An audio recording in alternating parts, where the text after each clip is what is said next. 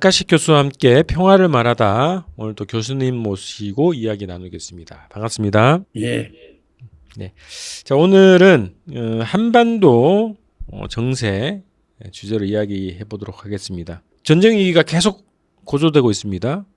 그리고 윤석열 정부는 그 한미 동맹에 의해서 한미일 동맹 단계까지 아주 구체적으로 빠르게 지금 구축해 들어가고 있는 상황인 것 같습니다.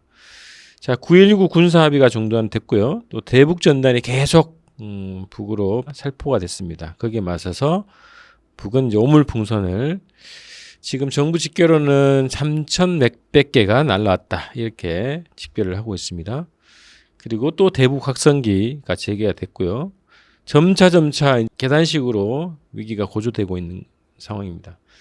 자, 이런 남북 관계가 전쟁 위기 단계로 가게 되는 원인 그리고 해법을 한번 찾아보도록 하겠습니다. 자, 우선 이건 좀 지난 얘기긴 합니다만 아주 뭐 또 먼 얘기는 아닙니다. 9.19 군사합의를 효력 정지를 했는데 예, 그게 그 윤석열 정부가 6월달에 그 북한이 정찰 위성을 발사한 그 사실을 빌미로 해서 군사합의 효력 중단을 결정을 했습니다. 그리고 나서 이제 대북 군사훈련을 그동안 남북 군사합의에서 하지 않기로 약속했던 그 지역에서 다시 이제 군사훈련을 재개하는 과정이 있었고요.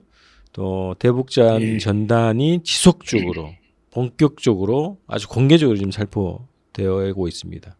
그래서 북의 대응, 남의 대응 뭐 이런 것들이 계속 이제 이어지고 있는데요. 자, 이 과정 한반도 전쟁 위기가 높아지고 있는 이 상황, 이것의 원인을 무엇이라고 보시는지요? 예. 제가 볼 때는 상황이 그렇게 높아지고 있지 않습니다. 지금 전단을 살포했고, 오물을 던지고, 그게 아이들 장난이지. 여론 조성에 차이가 없습니다.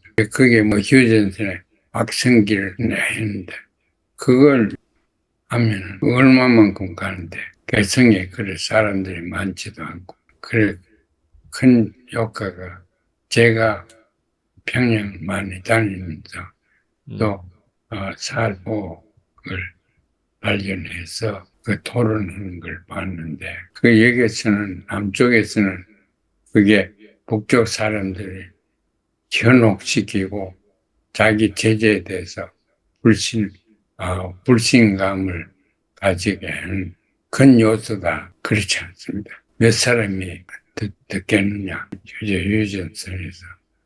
그것도 탈북자들이 많이 듣는다. 제가 들어봤죠. 그러니까 그게 개성까지 민간인들이 들을 수 있는 그런 기능이 되어 있지 않습니다. 그래서 그렇고 남쪽에도 북쪽 사람들이 오물을 갖다 던진다. 저 사람들이 군사 장비를 더 공고하게 한다. 등으로 해서 북한을 더 전쟁능이 있는 나라로 그렇게 만드는데 사실 그렇지 않습니다. 그래서 우리가 듣고 있는 북에 대한 그런 남북 관계에 좀 과장돼서 위기감을 조성시키는 그런 경향이 앞으로 좀 더 좀 참가해야 되리라고 생각합니다. 그 개성까지도 들리지 않는다는 건가요? 대북 확성기 소리가? 안 들려요. 택도 없죠. 그래요.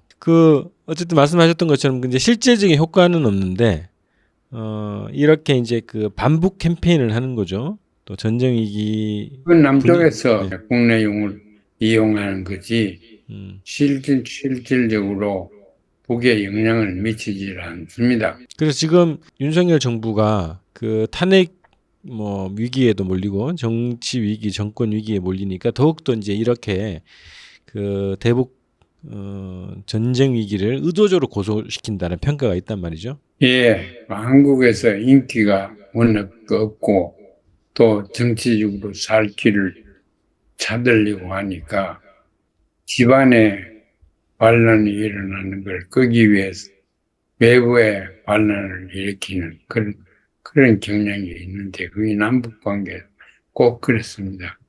수십 년 동안 계속 북을 이용하지 남쪽에 좀 강한 국내 정치를 하기 위해서 북을 이용하고 북은 남을 이용 그런 일은 남북 관계는 좋아질 리가 없습니다. 남북 관계를 좋아지고 한반도 평화를 오게 하기 위해서는 기필코 있어야 하는 것이 북을 악마시켜서 남의 정치에 사용 또 북도 그렇게 하고 그렇게 해서는 안 됩니다. 이 대북 전단 살포하는 그 지역이요. 그 남쪽 정치권 내에서도 굉장히 논란이고 항공법 위반 그리고 무슨 가스 특수 그 물질 취급 뭐 그런 법이 있는데 또 그것도 위반 뭐 이런 여러 가지 논란이 법적 논란이 있는데 그 살포 지역이 미국이 영공을 관할하는 그 지역이라는 거예요.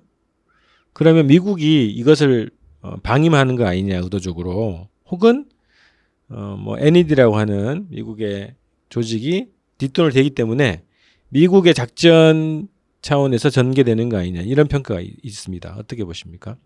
국내에서 발표하는 거하고는 달리 미국에 아무 영향도 없고 미국은 남쪽에서 대북 이런 거 살포하고 또 확성기하고 북에서 오물까지 던지고 하지만은 이것이 중요한 사건으로 절대 보지 않습니다. 사람들이 웃기만 하지요. 그래서 실질적인 효과가 없다는 거. 그거 북에 몇 장 가고 몇 달러 가고 가도 그게 아무런 효과가 없습니다. 이 효과가 있으면 북에서 그걸 가만두지 않지요. 결론적으로 한반도의 평화를 또 통일을 지향, 미래를 생각할 때 우리는 분명히 북한과 관계를 개선해야 됩니다. 그 이외에는 국제적으로나 국내적으로 봐도 길이 없습니다. 그래서 남북 관계에 좀 혁신적인 바람이 불어서 실질적인 대화가 되고 또 실질적으로 무역가 될 수 있도록 그렇게 그걸 하기 위해서 6.15 선언이 잘 되는가 했는데 그것도 뭐 다 물 건너가 버렸죠. 그래서 이제 대한민국이 또 조선민주인민공화국이 살 길은 통일 관계 개선, 남북 평화밖에는 길이 전혀 없습니다. 그런 차원에서 보면 최근에 윤석열 대통령이 나토 정상회의에 초대받아서 참석을 하고 여기서 또 한미 핵 작전 지침을 체결을 했습니다. 그리고 지난 7월 28일에는 한미일 안보 협력 프레임워크라고 하는 한미일 군사 동맹의 실질적인 그 단계로 들어가는 합의도 했습니다. 결국 이제 반북, 반중, 반너라고 하는 미국의 패권 전략에 딱 편입이 되는 거거든요.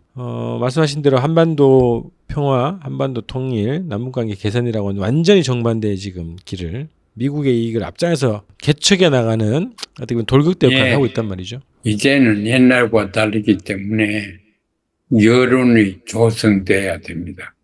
여론 조성에는 남이나 북이나 다 그걸 무시할 수가 없습니다. 여론 조성을 위해서 더구나 인터넷도 있고 여러 가지 통신 기구들이 있는데 그걸 통해서 어떻게 하든지 북쪽은 남쪽을 향해서 남쪽은 북쪽을 향해서 세상을 가르쳐줘야 됩니다. 세상이 북에서 보는 거나 남에서 보는 거나 그렇지 않습니다. 그래서 우리는 세상에 보이는 북을 말해야 됩니다. 미국도 그러기 위해서 노력을 많이 합니다.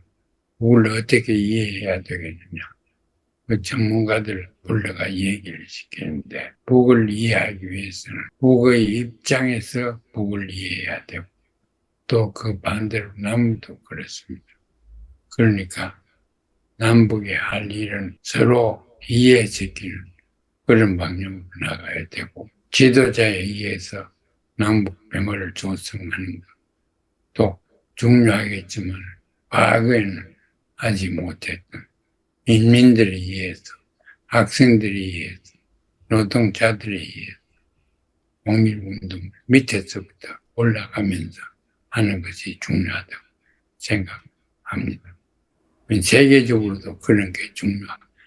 대한민국에서 우리가 밑에서 올라가는 평화운동이 성공적으로 돼서 모종의 통일의 길이 앞에 보이게 되면 우리는 인류 역사에, 세계 역사에 큰 공헌을 할 수가 있습니다.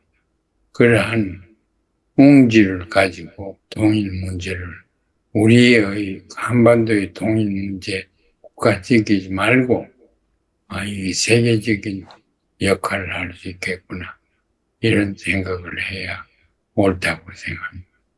지금 하고 있는 촛불 운동하는 거 아주 좋습니다. 제가 볼 때는 그것이 남해도 촛불 운동 동시에 보게도 하고 이래서 보통 사람과 보통 사람이 서로 하나가 되는 그런 기적이 일어나도록 돼야 될 것입니다. 맞습니다.